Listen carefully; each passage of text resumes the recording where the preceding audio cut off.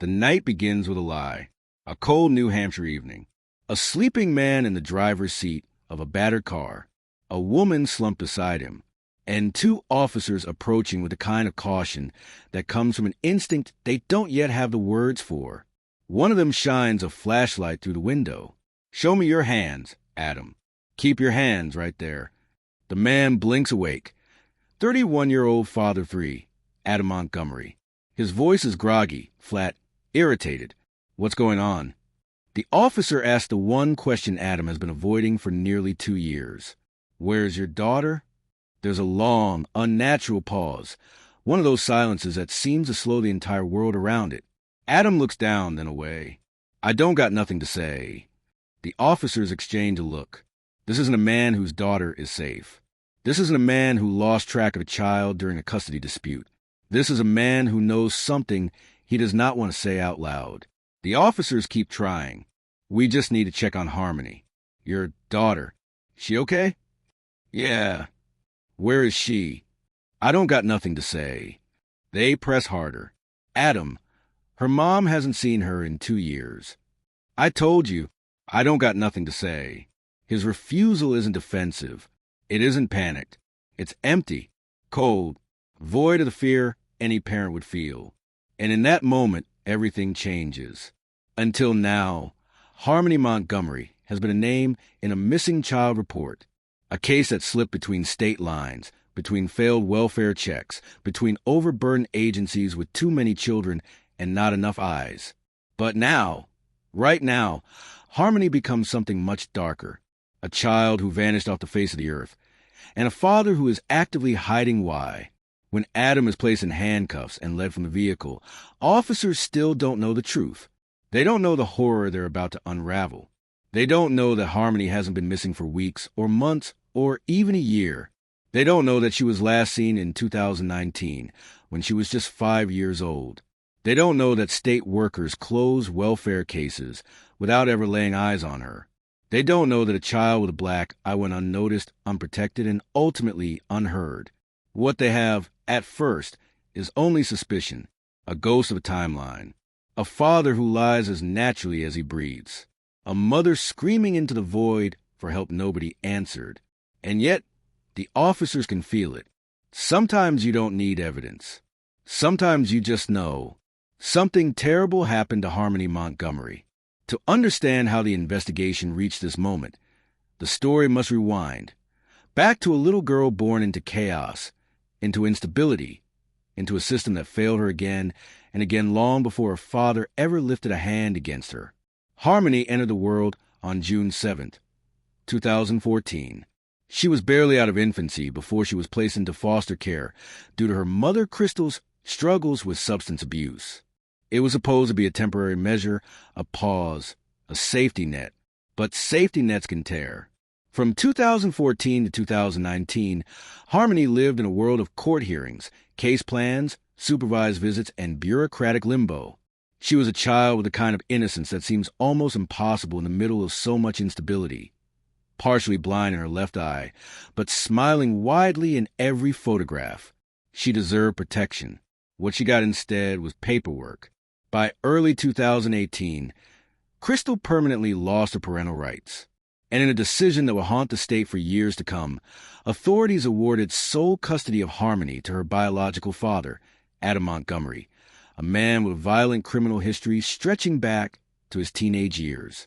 Armed robbery, assault, a shooting, a stabbing, domestic violence, drug trafficking.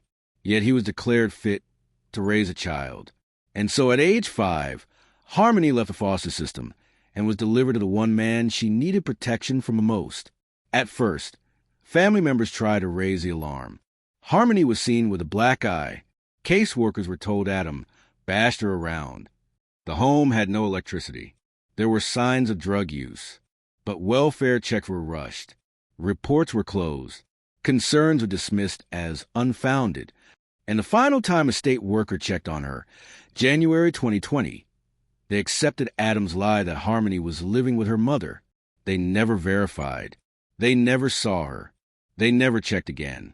Crystal didn't know any of this because she couldn't reach her daughter at all. Every number blocked. Every message ignored. Every attempt to get help pushed off to another department. Another voice mailbox. Another worker out of office. When she finally reached someone who listened, it was already December 2021, and Harmony had been missing for 740 days. Fast forward back to that freezing night in the car. Adam is taken into custody on unrelated charges, and an interrogation begins. An interrogation that quickly reveals a terrifying truth. Adam is not frantic. He is not confused. He is not begging to see his daughter. He is calm. Too calm. He denies. He contradicts himself. He slips up. He corrects himself. He lies. And lies. And lies. Every word makes investigators more certain. The officers lean in. Your daughter's alive? Yeah. When's the last time you saw her alive? I don't know nothing. Do you swear she's alive? I swear on my life. But you haven't seen her in 2 years? I said what I said. Every answer is emptier than the last. This is no longer a missing child investigation. It is the opening chapter in a homicide case, one that will expose one of the most catastrophic systemic failures in modern child protection history. Before long, the world will know Harmony's name. Before long, the horrors her stepmother reveals under oath will shatter the nation. Before long, the truth about what Adam Montgomery did will force New Hampshire and Massachusetts to examine every grain of their child welfare systems. But tonight, the story begins with only a flashlight beam cutting to the dark, a father with no soul left behind his eyes, and a single question echoing through the cold air. Where is Harmony? And Adam Montgomery, who has held the answer for years, still refuses to speak. By the time investigators faced Adam Montgomery inside the Manchester Police Department, the truth had already begun leaking through the fractures in his calm exterior. The man who claimed he cares about all his kids could not answer a question that should come instantly to any genuine parent. Where's your daughter? To understand the weight of this moment, the timeline must return to the last period in which Harmony Montgomery can be placed with absolute certainty. It was late 2019, a time when a child her age should have been learning sight words, playing on playgrounds, and falling asleep under warm blankets.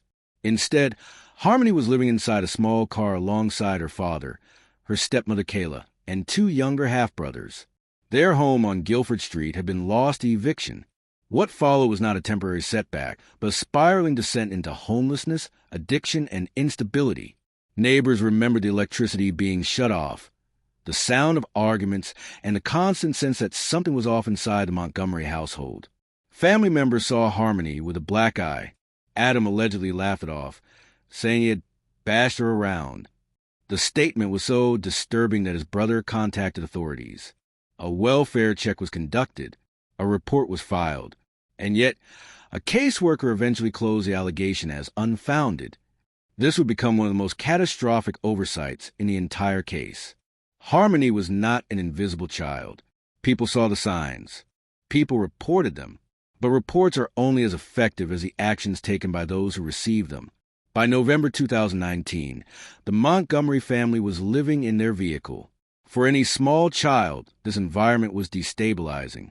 For a child already struggling with partial blindness in one eye and a history of trauma, it was dangerous. And in the suffocating pressure of poverty and addiction, Adam Montgomery's temper became more violent. Harmony struggled with bladder control. She was 5 years old, scared, and often too afraid to ask her father to pull over. When she couldn't hold it any longer and an accident happened, she braced herself for what she knew would follow. Adam's anger came swiftly and without restraint. A raised voice turned into a curse into a slap, and eventually slaps into fists. Kayla witnessed many of these moments. She later admitted she did not intervene because she feared Adam's reaction, the coldness that overtook his eyes whenever he was angry. She understood his violence well enough to know it could easily extend to her. The timeline sharpens into horrifying clarity on December 7th, 2019. On that day, the entire family was driving together. Harmony made a small sound, a whimper, a distressed noise of a child afraid of punishment. Before anyone could calm her, Adam turned in his seat and punched her in the face. Then again, and again at red lights. He leaned his full weight between the front seats, swinging with force into her small head. Kayla later said the sound Harmony made afterward was unlike anything she had ever heard. A low, moaning noise, a sound that signaled something catastrophic happening inside a child's body. But the violence didn't stop. Adam continued striking her until she slumped forward, unable to hold herself upright. When he finally stopped, Harmony had gone silent.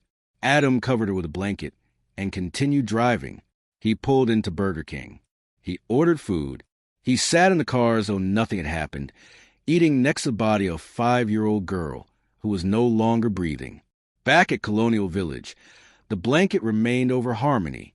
Kayla said the air inside the car felt weighted with a smell she couldn't place. Adam tried to rouse his daughter, shaking her, calling her name. There was no response. She had already slipped away. Adam retrieved a duffel bag. He placed Harmony inside. What happened next would become one of the most disturbing sequences ever revealed in a New Hampshire courtroom. He first hid the duffel bag in a snowbank near the parking lot. Days later, needing somewhere colder, he placed the bag inside a communal hallway cooler at Kayla's mother's apartment building. Residents passed that cooler daily, unaware they were steps away from a child whose life had ended in violence. When the family moved into a transitional shelter, he retrieved the duffel bag and hid it inside the ceiling vent of their room. The smell grew unbearable. Other residents complained. Maintenance began inspecting units. Adam scrambled to move the bag before workers reached their room. They concluded an animal had died in the vents. In another apartment, the duffel bag was stored in a closet. Harmony remained hidden there for weeks. Eventually, Adam decided this arrangement was no longer sustainable. According to Kayla, he dismembered the body inside the bathroom and transferred the remains into trash bags to make them fit inside a freezer at his workplace. On March 3rd, 2020, Adam rented a U-Haul truck in the early hours of the morning. He returned several hours later. The bag was gone. Whatever he did that night has never been discovered. Harmony has never been found. When investigators finally began searching for her in late 2021, none of this was known. What they had was a missing child report, a mother who hadn't seen her daughter in years, and a father who refused to say anything at all. They also knew that no agency, no school, no doctor, and no relative had laid eyes on Harmony Montgomery for more than 2 years. The refusal to answer simple questions made one conclusion unavoidable.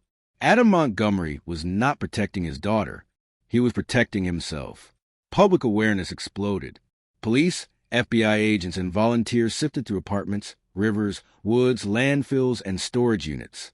But the most critical revelations would come not from evidence in the ground, but from the only eyewitness who had lived through every moment of Harmony's final days. Kayla Montgomery would eventually tell the entire story. And with every detail she revealed, investigators realized they had not been searching for a missing child. They had been searching for a murdered one. When December 2021 arrived, Harmony Montgomery had already been gone for nearly 2 years. But the world still didn't know her name.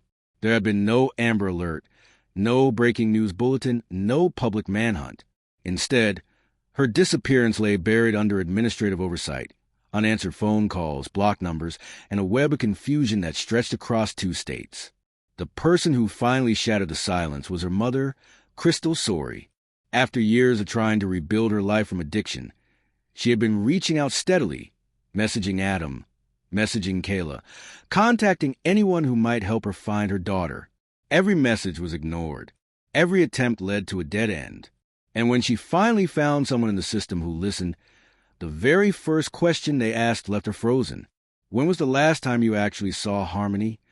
Crystal's voice cracked. "Over 2 years ago." That one sentence was all it took. A missing child case was opened, but investigators were already at a disadvantage. Each day that had passed since 2019 had widened the gap between Harmony's last known moment and any chance of finding her alive. What followed was a race against time, but it wasn't the frantic, rapid response that most people imagine. Instead, investigators were forced to reconstruct a timeline that the system should have documented but didn't. The first stop was the last known address on Guilford Street. The small, aging house was empty. Doors were boarded, windows covered. The family had been evicted in late 2019. Neighbors could only recall the yelling, the electricity being shut off, and a little girl with a partially blind eye who suddenly stopped appearing. One neighbor remembered a detail that made investigators stop writing and look up. "I heard the kids one night. The little girl wasn't crying right. Not like a tantrum, like something was wrong." The neighbor hadn't known what to do. He wasn't sure what he was hearing. To him, it was just another difficult night in a neighborhood full of struggling families. Nobody realized they were listening to the initial signs of a murder. What investigators did not hear anywhere on that street was something even more alarming. Not one person had seen Harmony alive after the fall of 2019. Not one. The next task was to locate Adam and Kayla. But they had moved multiple times after 2019, staying with relatives at shelters, in apartments that weren't theirs, in motels, in the car. Harmony was never mentioned in any of those locations. No school had enrollment paperwork for her. No doctor had seen her. No form of public assistance listed her after early 2020. It was as if the little girl had vanished from the world, and nobody in authority had noticed. Investigators contacted Adam's relatives in Florida. Their responses were hesitant, emotional, and revealing. "We haven't seen her. We thought maybe she was with Crystal." Adam wouldn't let us talk to her anymore. Something felt wrong. One relative referenced a black eye from 2019. Another recalled Adam saying Harmony was being too mouthy. Each of these statements planted deeper suspicion in the minds of detectives. This was not a case of a child caught in a messy custody battle. This was something far worse. DCYF records painted an even bleaker picture. Caseworkers had visited the home. They had seen Adam. They had seen Kayla. They had seen the younger children. But the last confirmed sighting of Harmony by any official agency was in 2019. In the final visit in early 2020, the caseworker accepted Adam's claim that Harmony was with her mother, Crystal. They attempted to call Crystal to verify. She didn't answer. They left, and the case was closed. It was one of the most devastating missteps in New Hampshire child welfare history. By late December 2021, investigators finally tracked down Adam in his car and began the interrogation that exposed his contradictions. He insisted Harmony was alive. Then he said she was with Crystal. Then he said he hadn't seen Crystal in years. Then he said he last saw Harmony 2 years ago. Then changed his wording again minutes later. When investigators asked, "When's the last time you saw her alive?" Adam went silent. His silence was an answer. But without a body, without direct evidence, and without a confession, investigators were trapped in a complex, emotionally heavy limbo. They needed proof. They needed witnesses. And the only person who might know the truth besides Adam was Kayla Montgomery. She was arrested days later on welfare fraud charges for continuing to collect benefits for Harmony long after the girl had vanished. Investigators knew they were dealing with a fractured family dynamic: addiction, codependence, fear, loyalty twisted by survival. Kayla didn't talk at first. She repeated the same story Adam told police, that Harmony had gone to live with Crystal, but the details didn't align. Records didn't align. Phone data didn't align. The timeline didn't align. Then investigators made a discovery that finally cracked open the investigation. Kayla had lied about the last day she saw Harmony. She told officers she saw Harmony in the car the morning she was dropped off at work around Thanksgiving 2019. But investigators learned she had stopped working there a week earlier. The story collapses there. And once it collapsed, Kayla realized the only way forward was to tell the truth. Her testimony would become the foundation of the murder case. While Kayla reconsidered her position, investigators continued building their case. They searched wooded areas, drained parts of rivers, sifted through garbage dumps, scanned shelters, and used cadaver dogs in multiple abandoned buildings. Every search ended in frustration. Adam had hidden his daughter so thoroughly that finding her body seemed increasingly impossible. But in 2022, the case shifted again. Forensic investigators discovered biological evidence inside the apartment the Montgomerys once lived in. It was evidence that indicated Harmony had died there. The missing person case was officially reclassified as a homicide. The search intensified. Media attention exploded. The story spread beyond the borders of New Hampshire. Sympathy poured in from around the nation.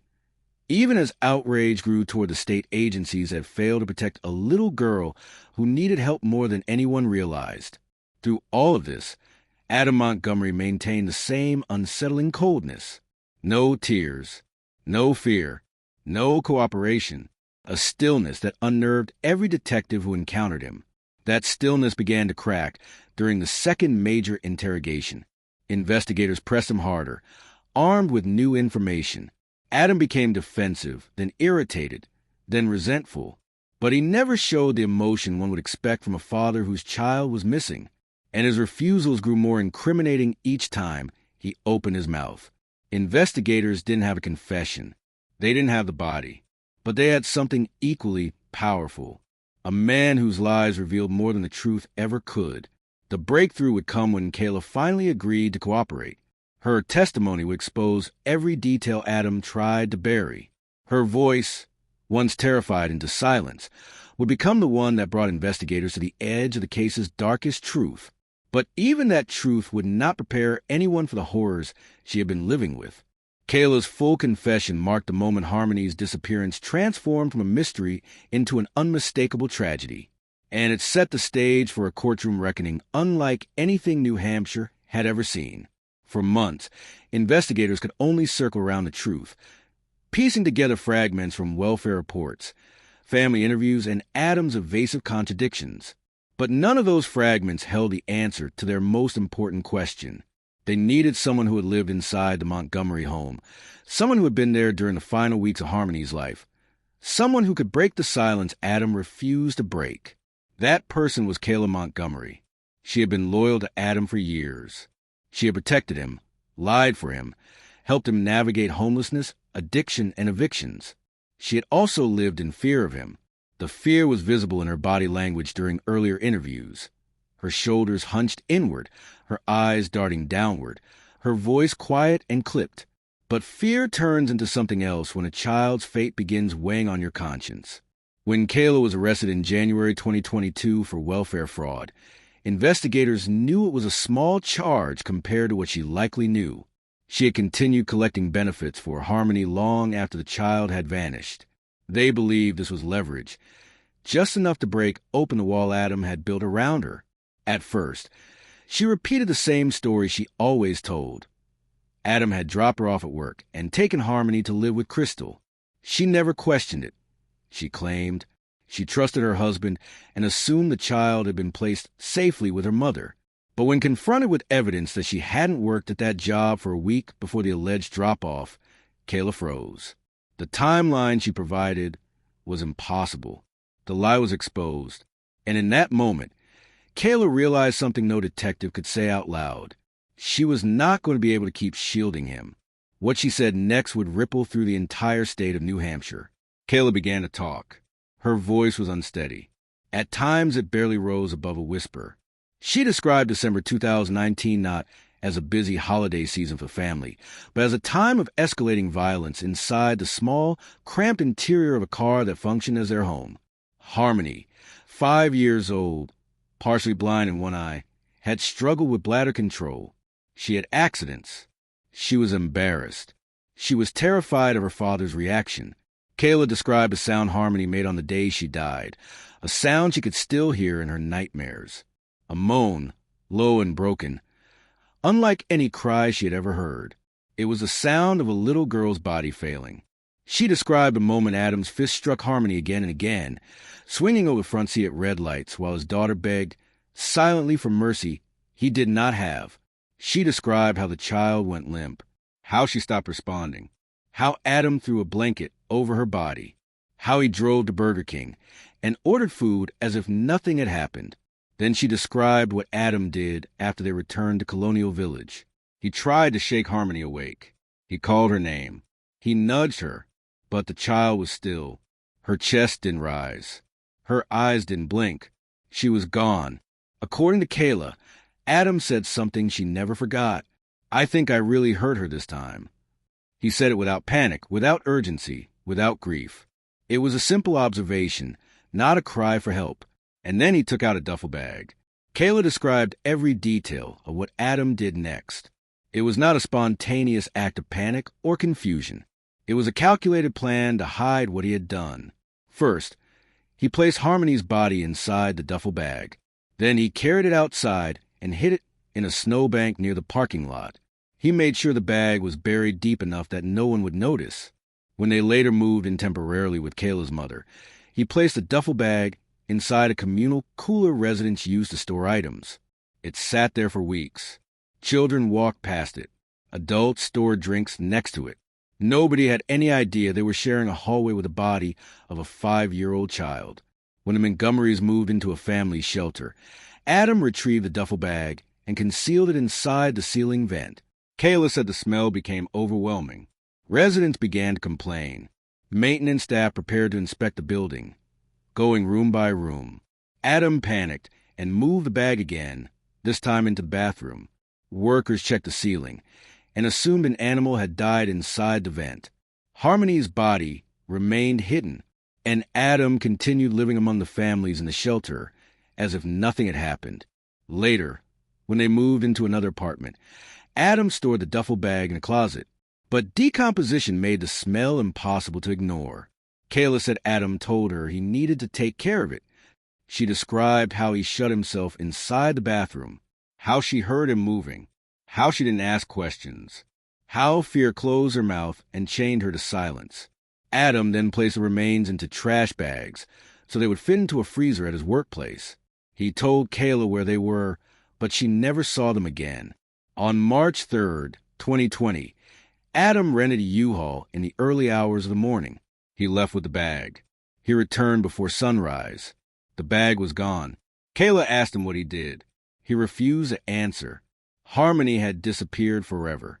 Investigators listened to Kayla's testimony with a mix of horror and grim clarity. Every word she said matched the timeline they had pieced together from records and interviews. Every detail filled a gap the state had been unable to explain. And every moment painted a portrait of a man who had not simply lost control, but who had made calculated decisions to erase the evidence of his violence. Investigators now understood something that had eluded them for months. Adam Montgomery never reported his daughter missing because, in his mind, she had not been missing. She had been gone since December 2019, and he had spent 3 months moving her body from place to place, hiding it as though covering the evidence could bury the truth. When Kayla finished speaking, the silence that followed was suffocating. The investigators knew what came next. Harmony's case was no longer a missing child case. It was no longer a search and rescue mission. It was a homicide investigation with a clear timeline, a clear story, and a suspect whose guilt had been written into every lie he told. The arrest for murder came in October 2022. The charges were severe: second-degree murder, abuse of a corpse, falsifying evidence, witness tampering, and endangering the welfare of a child. Adam said nothing. He showed no emotion. He stood in the courtroom with the same empty calm he had displayed in the interrogation rooms. But the most important part of the case, the part that would determine whether he would spend the rest of his life behind bars, still lay ahead: the trial, the moment when the world would finally hear the full story, the moment Harmony's voice, silenced years earlier, would be resurrected in the testimony of the one person who watched her final moments and lived to tell them. When Adam Montgomery stepped into the courtroom for the first day of his trial in February 2024, the air inside was thick with a kind of silence that only surrounds the most tragic cases. There was no body. There was no confession. There were no photographs of Harmony from the final months of her life. She had vanished so completely that the prosecution had nothing physical to put before the jury. No remains, no crime scene, no medical cause of death. All they had was testimony, timelines, forensic traces, and the truth that had taken years to break free from the walls of silence Adam built. And yet, even without a body, prosecutors were confident, because what they did have was something far more powerful: people who were finally willing to speak. The trial would reveal the darkest truths about a man who treated his daughter not as a child, not even as a person, but as an inconvenience to be removed and discarded. The prosecution began with a timeline, painstakingly reconstructed from interviews, digital evidence, housing records, shelter logs, and welfare documents. They laid out every move Adam made from late 2019 to early 2020. They tracked the family from a house on Guilford Street, to the car they slept in, to Kayla's mother's apartment, to the family shelter, to another temporary apartment, to Adam's workplace, and finally to the day he rented the U-Haul that carried Harmony's remains into permanent disappearance. Each step was backed by records, things that could not be faked or manipulated. Then came witnesses, neighbors who had seen Harmony's black eye, relatives who had heard Adam brag about bashing her around, shelter residents who remembered the smell coming through the vents, caseworkers who admitted they had not laid eyes on Harmony since 2019, investigators who described the chilling emptiness in Adam's voice during questioning. But the most damning witness, the one whose words cut deepest, was Kayla Montgomery. Courtroom stared at her. Some expected anger. Others expected tears. Instead, Kayla's testimony felt like a confession, and a purge wrapped into one unbearable story. She spoke about December 7th, 2019, with the kind of emotional exhaustion that only comes from reliving trauma long enough for it to rot into memory. She described Adam's fists, the sounds Harmony made, the limpness that overtook her small body. She described the duffel bag, the cooler, the ceiling vent, the closet, the freezer. She described watching Adam move the child's remains from place to place with the calm efficiency of someone dealing with a broken object, not a daughter. Her voice broke when she spoke about the U-Haul. Her hands shook when she repeated the words Adam told her. Her eyes lowered whenever she said Harmony's name. The defense tried to paint her as a liar, a woman who had made a deal to protect herself. They pointed out her welfare fraud, her previous lies, her history with drugs, her dependency on Adam. They tried to dismiss her as unreliable. But the jury didn't hear an unreliable narrator. They heard a woman whose fear had kept her chained to silence, and whose guilt finally forced her to speak. Kayla's testimony was not the desperate fabrication of someone trying to save herself. It was consistent, detailed, and aligned perfectly with every piece of evidence investigators had already uncovered. More importantly, it was a story no one would invent. It was too grotesque, too specific, too real. The courtroom absorbed every word. Prosecutors also presented forensic findings discovered in the apartment where Adam had once lived. Small traces, biological evidence that indicated Harmony had died there. It wasn't full picture, but it was enough to reinforce Kayla's account. Enough to show that something terrible had happened inside those walls. The prosecution's case became a mosaic. Each detail on its own might not have carried the full story. Together, they painted a horrifying narrative that no reasonable person could ignore. The defense had little to stand on. Adam refused to testify. He sat through proceedings with the same cold, blank expression he wore during interrogations. No remorse, no concern, no visible fear. He did not react when photographs of Harmony appeared on screens. He did not flinch when descriptions of her death echoed through the courtroom. He did not look away when Kayla cried. To the jury, he was not a grieving father fighting to clear his name. He was a man hiding behind silence, hoping that without a body, there would be no justice. But the courtroom was filled with people who knew better. On February 22nd, 2024, the jury reached its verdict. Guilty of second-degree murder. Guilty of second-degree assault. Guilty of witness tampering. Guilty of falsifying physical evidence. Guilty of abuse of a corpse. Every charge. Every count. Unanimous. There was no cheering. There was no applause. There was only the quiet, heavy relief of a truth finally spoken aloud. For the first time in years, Harmony's name was not buried under case files or lost in administrative limbo. It was spoken with reverence, with grief, with justice. Adam Montgomery showed no emotion when the verdict was read. His face remained still, as if sentencing him to decades in prison had all the impact of a whispered inconvenience. But the world outside the courtroom reacted. Strangers who had followed the case wept. Parents hugged their children tighter. Child welfare officials reevaluated policies. Lawmakers demanded reform. And Crystal Sorey, who had fought for years to get someone to listen, finally saw the system acknowledge what she had known all along. Her daughter had not been missing. She had been murdered, and the person who killed her had walked freely for years before anyone looked closely enough. On May 9, 2024, Adam was sentenced to a minimum of 56 years in prison, added to the federal gun charges he was already serving. Realistically, he will never again walk free. Kayla Montgomery, who pleaded guilty to perjury in 2022, was released on parole in March 2024 after serving an 18-month sentence. Her cooperation ensured that Harmony's story would not remain buried forever. Harmony's body has still never been found. That absence is a wound that is never closed. But the trial gave something the system failed to give her in life: recognition of what was done to her, accountability for the person responsible, a verdict that speaks for a little girl who never got to speak for herself. The final moments of the case were marked not by legal triumph, but by a mother's quiet grief. Crystal's words, spoken after sentencing, carried the weight of a parent who had loved fiercely, fought tirelessly, and lost unimaginably. She saved me, and I tried to save her. I tried. Nobody listened. I tell myself she didn't feel anything after, that she was already at peace. That's the only thing that gives me any comfort. Harmony Montgomery's life ended in silence, but her story will not. Her name, once forgotten by the very system meant to protect her, will now forever stand as a reminder what happens when warning signs are ignored, when violent men slip through cracks, and when children are lost in paperwork instead of found in time.